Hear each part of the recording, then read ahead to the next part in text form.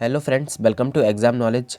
साथियों, आज की इस क्लास में हम करने वाले हैं इंपॉर्टेंट फैक्चुअल डेटा पर कुछ क्वेश्चन है जो कि केवीएस पीआरटी में बहुत ज़्यादा पूछे जा रहे हैं। तो आज हम पेडागोजी का रिवीजन करने वाले हैं। जिन भी लोगों का अभी पेपर रह गया उनके लिए ये क्लास बहुत ज़्यादा महत्वपूर्ण होने वाली है, क्योंकि यहाँ से प्रश्न बहुत ज़्यादा आ रहे हैं। तो चलिए स्टार्ट करते हैं क्लास को। तो सबसे पहले हम बात करते हैं कुछ फुल फॉर्म है, ये तो आप इनको देख लें।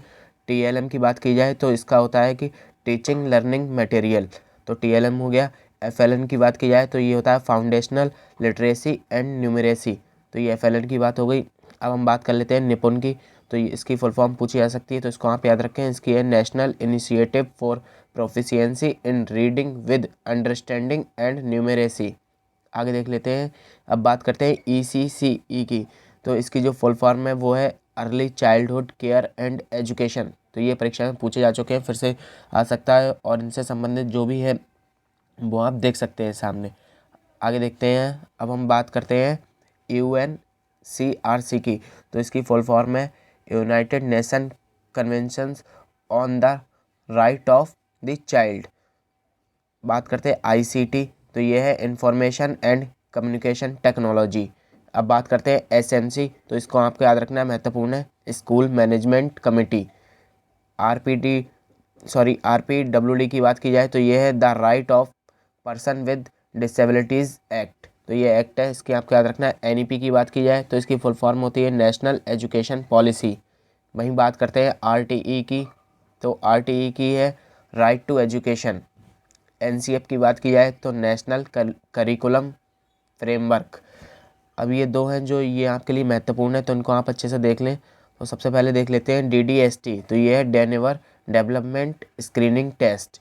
वहीं सेकंड नंबर पर है TDSC, तो इसका है त्रिवेंद्रम डेवलपमेंट स्क्रीनिंग टेस्ट, इसको आपको याद रखना है। तो ये तो हो गई कुछ महत्वपूर्ण फुल फॉर्म। अब हम आगे देख लेते हैं कि जीन पियाजे से बहुत ज़्यादा प्रश्न आ रहे हैं, तो आपको जीन पियाजे को अच्छे से देख लेना है।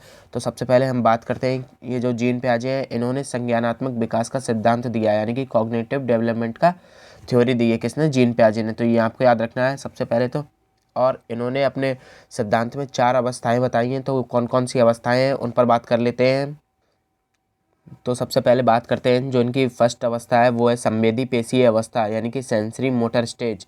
तो इसकी जो एज क्राइटेरिया है वो कितना है? तो ये है 0 से लेकर के 2 वर्ष की है। और इसमें क्या होता है कि इसमें वस्तु स्थायित्व का गुण आ जाता है। तो आपको ये याद रखना है कि वस्तु स्थायित्व का गुण किस में आ जाता है, तो ये पूछ लिया जाएगा। तो ये आपको याद रखना है कि ये जो सेंसरी मोटर स्टेज है 0 से लेकर 2 वर्ष तक उसमें आ जाता है। अब हम सेकंड बात करते हैं कि सेकंड जो अवस्था है वो है पूर्व संक्रियात्मक अवस्था, यानी कि प्री ऑपरेशनल स्टेज, जो कि 2 वर्ष से लेकर 7 वर्ष तक है। तो आपको ये एज भी याद रखनी है। तो ये सेकंड स्टेज है। इसमें क्या होता है कि इस स्टेज में बच्चा प्रतीकों यानी कि सिंबल का यूज़ करने लगता है, सिंबल का यूज़ करना सीख जाता है, प्रतीकों चिन्हों का यूज करना सीख जाता है। वहीं बात करते हैं कि इस अवस्था में बच्चा जो है वो सजीव और निर्जीव के बारे में अंतर नहीं कर पाता है, उसको नहीं पता कि कौन सी वस्तु सजीव है और कौन सी निर्जीव है।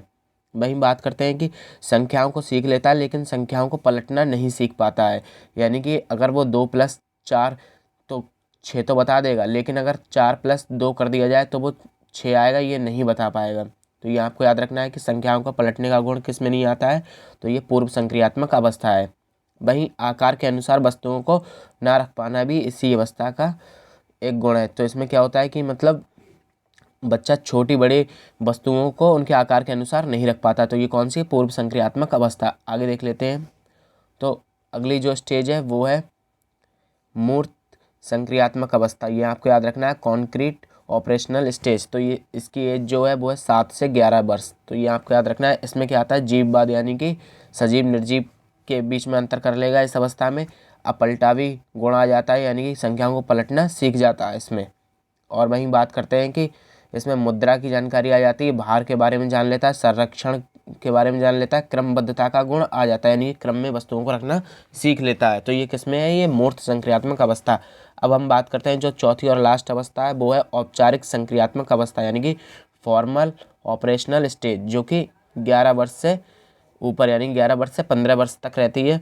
तो इस अवस्था को देख लेते हैं। तो ये संज्ञान की सर्वोच्च अवस्था है। तो पूछ लेगा संज्ञान की सर्वोच्च अवस्था पियाजे ने कौन सी दी है, तो वो है औपचारिक संक्रियात्मक अवस्था, यानी कि फॉर्मल ऑपरेशनल स्टेज, और इसकी एज है 11 वर्ष से अधिक। तो इसमें बच्चा अमूर्त चिंतन शुरू कर देता है। तो पूछ लेगा अमूर्त चिंतन किस में शुरू कर देता है, तो वो है औपचारिक संक्रियात्मक अवस्था। और इसमें नियमों के ऊपर तर्क करना शुरू कर देता है कि यदि कोई भी नियम आएगा तो वो उस पर तर्क करना, प्रश्न करना शुरू कर देता है। कौन सी स्टेज में? अमूर्त स्टेज में, यानी कि औपचारिक स्टेज में। अब हम आगे देख लेते हैं आगे क्या महत्वपूर्ण है। अब हम बात कर लेते हैं लॉरेंस कोहलरबर्ग के बारे में। तो यहाँ से भी प्रश्न बहुत आ रहे हैं। तो पूछेगा नैतिक विकास का सिद्धांत किसने दिया है, तो ये लॉरेंस कोहलरबर्ग का सिद्धांत है। और इस सिद्धांत में इन्होंने 3 लेवल बताए। तो कितने लेवल बताए? 3 लेवल, ये भी आपको याद रखना है। तो सबसे पहले हम देख लेते हैं पहला लेवल क्या है। तो पहला है प्री कन्वेंशनल स्टेज, यानी कि 4 से लेकर 10 वर्ष तक।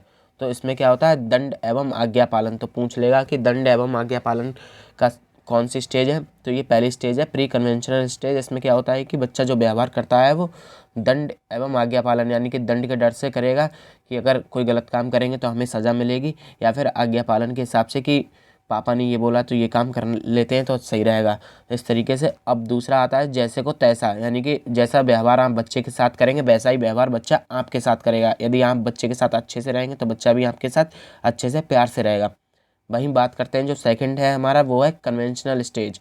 तो इसकी जो एज है वो 10 से लेकर 13 वर्ष तक है। इसमें क्या होता है कि इसमें अच्छा लड़का अच्छी लड़की बनने की उन्मुखता होती है, यानी कि बच्चा चाहे कितना भी शैतान हो या कुछ भी हो, वो अपने स्कूल क्लास में क्या होगा कि जब भी कोई टीचर आएगा तो वो उनके सामने अच्छा लड़का या अच्छा लड़की बनने की कोशिश करेगा, तो उनके सामने कोई भी शरारत नहीं करेगा। तो ये हो गया।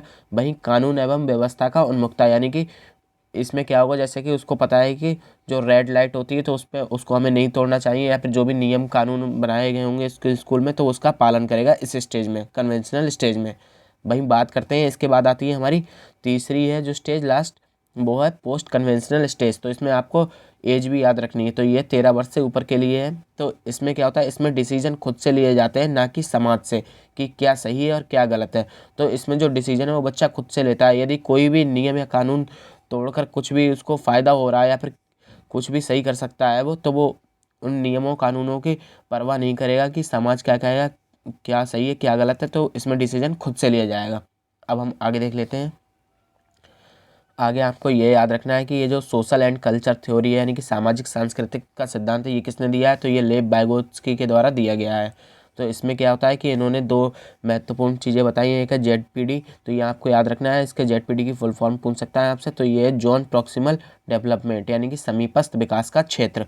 तो ये क्या होता है, तो ये जो वास्तविक विकास का स्तर होता है और जो संभावित विकास का स्तर होता है, तो इन दोनों के बीच में जो अंतर होता है, यानी कि एक रियल वाला और एक संभावित वाले विकास के क्षेत्र में, यानी कि स्तर में जो भी अंतर होगा उसको क्या कहेंगे, समीपस्थ विकास का क्षेत्र, यानी कि जोन प्रॉक्सिमल डेवलपमेंट कहते हैं। आगे देख लेते हैं। अगला है इनका, वो है स्कैफोल्डिंग, यानी कि इसी को कहते हैं पाड़ या ढांचा। तो ये क्या होता है, तो ये वयस्कों द्वारा दी जाने वाली टेम्परेरी हेल्प या गाइडेंस, यानी कि जब बच्चा किसी चीज़ में प्रॉब्लम में फंस जाता है तो जो टेम्परेरी उसको हेल्प या गाइडेंस दी जाती है उसको ही को स्कैफोल्डिंग पाड़ कहा जाता है। तो ये आपको याद रखना है, बहुत महत्वपूर्ण है। बात करते हैं भाषा विकास का सिद्धांत। तो पूछ लेगा यदि भाषा विकास का सिद्धांत किसने दिया, लैंग्वेज डेवलपमेंट का थ्योरी, तो ये नोम चॉम्स्की के द्वारा दिए गया। तो आपको याद रखना है चॉम्स्की ने क्या दिया है, भाषा विकास का सिद्धांत। आगे देख लेते हैं। तो आगे है, तो ये महत्वपूर्ण है कुछ प्रश्न आपके लिए, तो ये आपको याद रखना है।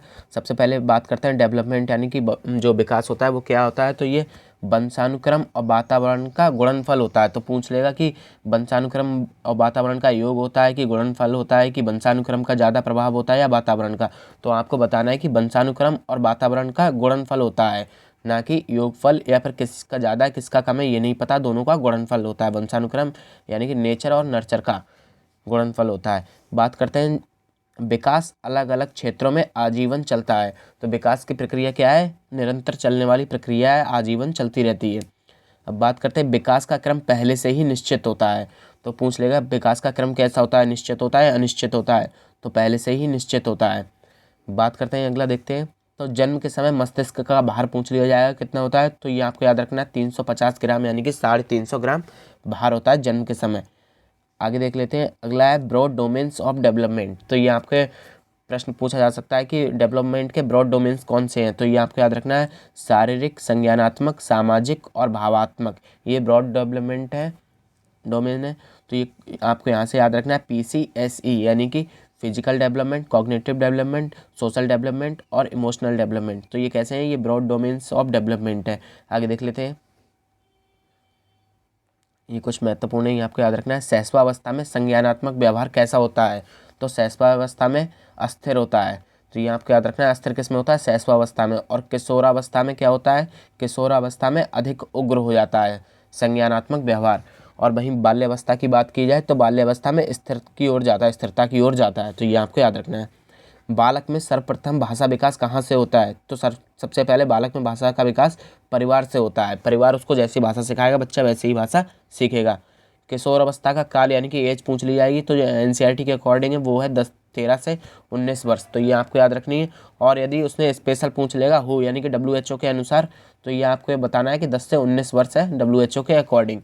अब बात करते हैं फादर ऑफ एडोलसेंस यानी किशोरावस्था के पिता किसको कहा जाता है, तो ये आपको याद रखना है। तो ये स्टैनले हॉल को कहा जाता है। इनकी पुस्तक का नाम भी एडोलसेंस है, तो ये आपको याद रखना है। अगला देखते हैं, तो जो प्रोग्राम है AEP, तो ये AEP की फुल फॉर्म आपको याद रखनी है। ये क्या है, तो ये द एडोलसेंस एजुकेशन प्रोग्राम है। तो ये क्या है कि इसमें 10th से लेकर 12th तक यानी कि इन बच्चों के लिए 10th से लेकर 12th तक के बच्चों के लिए ये चलाया गया the adolescence and education programme. तो इसमें क्या होता है कि इसमें आपको स्किल्स सिखाई जाएंगी, बच्चों को स्किल्स सिखाई जाएंगी, साथ ही उनको जागरूक किया जाएगा कि जैसे कि कुछ बीमारियां हो गई हैं उनके बारे में जागरूक भी किया जाएगा। तो आपको ये याद रखना है। अगला देख लेते हैं आगे, तो ये आपको फुल फॉर्म याद रखनी है। ये AFHS क्या है, तो ये एक प्रोग्राम है। तो ये क्या है, एडोलसेंस फ्रेंडली हेल्थ सर्विस। तो इसमें क्या होगा, किशोरों को उनकी हेल्थ सर्विस जो फ्रेंडली यानी कि दोस्ताना रूप से उनकी स्वास्थ्य सेवाओं के लिए एक सर्विस चलाई गई जिसका नाम है AFHS। तो ये आपको याद रखना है, एडोलसेंस फ्रेंडली हेल्थ सर्विस। आगे देख लेते हैं हम सोशलाइजेशन को। तो बात की जाए तो ये प्रश्न आ चुका है, कई बार आया है और अभी भी आने की चांसेस है। तो आपको याद रखना है कि जो प्राइमरी सोशलाइजेशन होता है तो ये क्या होता है, तो ये परिवार से होता है प्राइमरी सोशलाइजेशन, प्रथम सामाजिकरण। सेकेंडरी की बात की जाए तो सेकेंडरी सोशलाइजेशन के कौन कौन से उदाहरण हैं, तो ये स्कूल होता है, पास पड़ोस होता है, सहकर्मी यानी कि जो पीयर्स ग्रुप होते हैं, सहपाठी होते हैं, और मीडिया। तो ये कैसे हैं, ये सेकेंडरी सोशलाइजेशन के एग्जाम्पल्स हैं। अब हम बात करते हैं, थर्ड आता है हमारा एंटिसिपेटरी सोशलाइजेशन। तो ये क्या होता है, तो इसको अच्छे से आप देख लें कि ये होता है कि समूह में शामिल होने के लिए, यदि किसी भी समूह में शामिल होना है तो जो समूह के सदस्य हैं उनके द्वारा जो भी संस्कृति सीखते हैं उसी को एंटिसिपेटरी सोशलाइजेशन कहा जाता है। आगे देखते हैं, नकारात्मक व्यवहार कब होता है, तो ये आपको याद रखना है, नकारात्मक व्यवहार सबसे ज़्यादा किशोरावस्था में होता है। तो किशोरावस्था में कैसा व्यवहार होता है, नकारात्मक व्यवहार यानी कि नेगेटिव होता है बिहेवियर। आगे देख लेते हैं, अब ये कुछ कथन है, ये आपको याद रखना है। तो स्टैनले हॉल, इन्होंने किशोरावस्था के बारे में कुछ कथन है। तो स्टैनले हॉल ने किशोरावस्था को क्या बताया, तनाव एवं तूफान की अवस्था बताया है। किसने बताया है, स्टैनले हॉल ने। किलपैट्रिक ने जीवन का सबसे कठिन काल कहा है किसको, किशोरावस्था को। तो और किशोरावस्था को अपराधी काल भी कहा जाता है, यानी कि सबसे ज़्यादा अपराध भी किशोरावस्था से शुरू होते हैं। तो ये भी आपको याद रखना है। अब बात करते हैं पूर्व बाल्यावस्था यानी कि अर्ली चाइल्डहुड।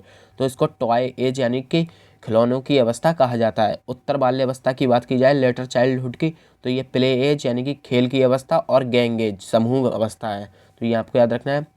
और ये आपको याद रखना है, ऑडिपस है जो ये, तो ये लड़कों में एक ग्रंथि होती है जो बाल्यावस्था में विकसित होती है। तो इस ग्रंथि से क्या होता है कि जो ऑडिपस ग्रंथि होती है लड़कों में होती है, जो कि लड़के अपनी माँ से ज़्यादा प्यार करते हैं। वहीं बात करते हैं लड़कियों में होती है इलेक्ट्रा। तो ये लड़कियों की ग्रंथि है और इसमें क्या होता है, लड़कियाँ पापा से ज़्यादा प्यार करती हैं। तो ये हो गया। अब हम बात कर लेते हैं most active emotions in infancy, यानी कि शैशवावस्था में सबसे ज़्यादा कौन सा इमोशन एक्टिव होता है, तो ये होता है फियर यानी कि डर। तो पूछ लेगा, सबसे ज़्यादा डर होता है शैशवावस्था में। बच्चे की सबसे तीव्र वृद्धि कौन सी उसमें होती है अवस्था में, तो ये आपको याद रखना है, शैशवावस्था में बच्चे की सबसे ज़्यादा तीव्र वृद्धि होती है। तो दोस्तों ये थे इंपॉर्टेंट फैक्ट। तो आपको कैसे लगे ज़रूर बताएं कमेंट करके, साथ ही चैनल को सब्सक्राइब करें। Thank you.